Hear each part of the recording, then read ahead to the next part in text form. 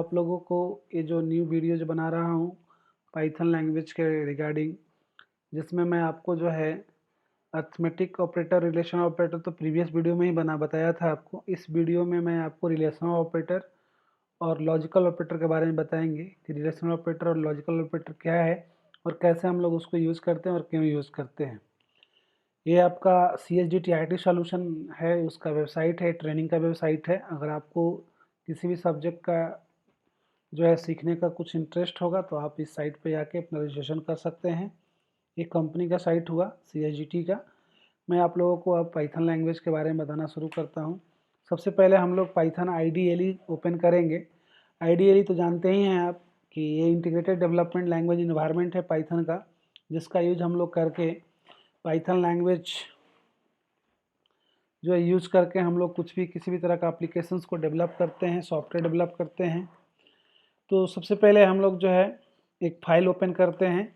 इसमें फाइल में गए, न्यू फाइल लिए और हमारा एक फाइल ओपन हो चुका है। अभी हम इस पहले फाइल को इसको सेव कर लेंगे। कंट्रोल S करिए, सॉरी कमांड S हमारा यहाँ पे काम करता है। आपका विंडोज ऑपरेटिंग सिस्टम होगा तो आप कंट्रोल S कीजिए। आप कोई नाम दे दीजिए। यहाँ पे ऑपरेटर नाम हम अपना दे देते हैं। यहाँ पे हम इसको सेव कर लेते हैं। अपना सेव कर लिए हैं। हम सबसे पहले यहाँ पे कुछ वेरिएबल लेते हैं। जैसे हमने एक वेरिएबल लिया, एक वेरिएबल और लिया आपने b नाम का, उसमें हमने कुछ वैल्यू रख दिया। फिर हमने यहाँ पे प्रिंट का ऑपरेशन यूज किया और यहाँ पे हमने दे दिया कि a is greater than b।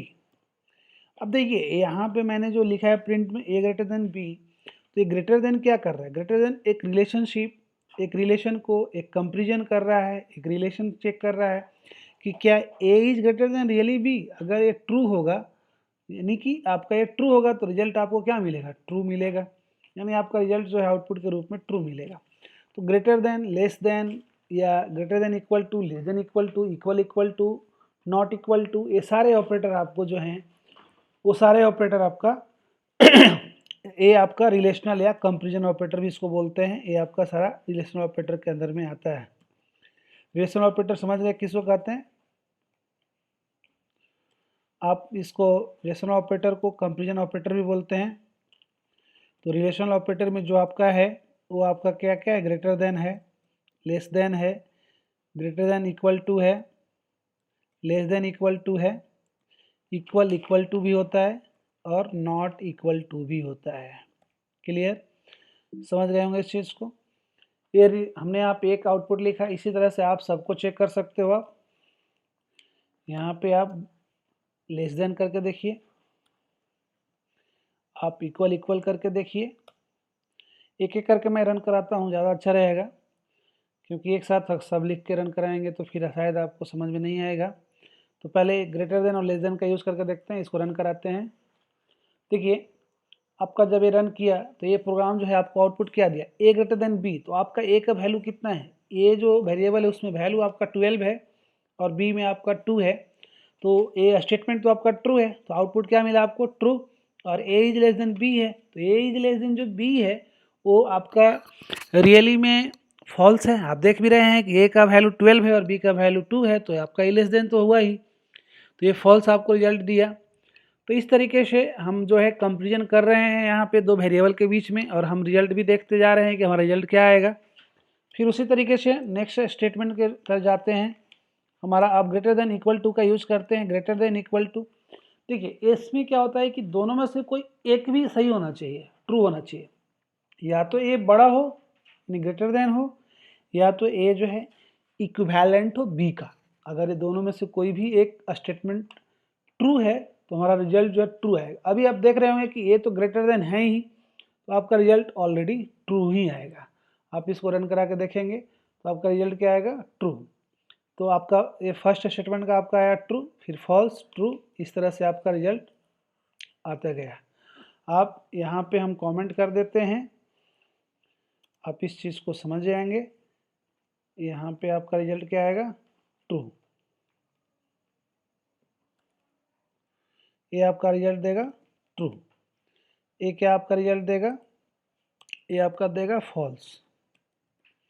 ये आपका क्या रिजल्ट देगा? True, true. इसी तरीके से आप प्रिंट में लेस देन का यूज कीजिए, लेस देन इक्वल टू का यूज कीजिए। ये आपका रिजल्ट क्या देगा, आप जान ही रहे हैं कि ये आपका लेस देन और ये जो कंडीशन है ये भी आपको फॉल्स ही देगा, क्योंकि ना इक्वल है ना कुछ है, ये तो छोटा है ही उससे, तो ये भी आपका क्या देगा, फॉल्स देगा।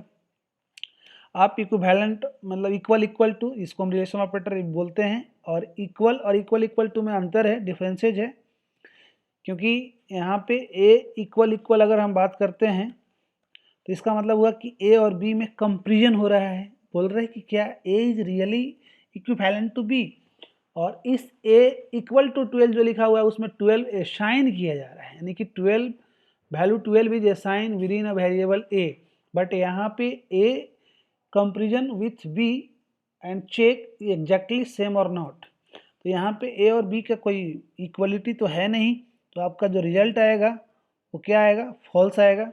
इसी तरीके से आप नॉट इक्वल टू का भी कंसेप्ट चेक कर सकते हैं। नॉट इक्वल टू में जो रिजल्ट आपका आएगा वो क्या आएगा, नॉट इक्वल टू यानी ए नॉट इक्वल टू बी, तो ये तो आपका सही बात है कि दोनों इक्विवेलेंट नहीं है, तो ये आपका रिजल्ट जो है ट्रू दिया। तो इस तरीके से जो आपका रिजल्ट है आपका कंपेरिजन ऑपरेटर या रिलेशनल ऑपरेटर में आपका जो है आता है, आप मिला लीजिएगा, ये सही है, true false true false false true. ये हमारा था रिलेशनल ऑपरेटर का यूजेज। आप समझ गए होंगे रिलेशनल ऑपरेटर का क्या काम है। खास करके इसको हम लोग कंपेरिजन करने के लिए यूज़ करते हैं, जब हमारा दो या दो से अधिक जो एक्सप्रेशन होगा उसके बीच में कंपेरिजन करना होगा तो हम इस ऑपरेटर का यूज़ करते हैं, और ये ऑपरेटर हमेशा हमें जो है ट्रू और फॉल्स रिजल्ट देता है। तो आप रिलेशनल ऑपरेटर जो है पाइथन लैंग्वेज में समझ गए होंगे कि ये क्या है और कैसे है, एग्जाम्पल्स के साथ आपको मैंने दिखाया है। Thank you for watching this video. अगर आपको ये वीडियो अच्छा लगा तो आप वीडियो को लाइक कीजिए, शेयर कीजिए इस वीडियो को, और हमारे यूट्यूब चैनल को सब्सक्राइब कर दीजिए। Thank you.